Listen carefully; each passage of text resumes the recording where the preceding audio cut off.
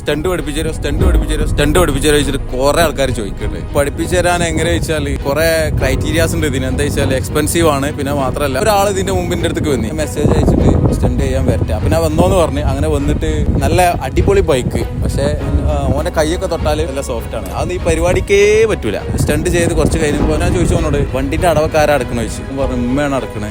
അപ്പൊ ഉമ്മ എങ്ങനെ അടക്കും? ഉമ്മ ഒരു വീട്ടിൽ പണിക്ക് പോലാണെന്ന് പറഞ്ഞു. അങ്ങനെയുള്ള ഒരാള് എങ്ങനെ സ്റ്റണ്ട് പഠിക്കും? വീട്ടിൽ നോക്കണ്ടേ?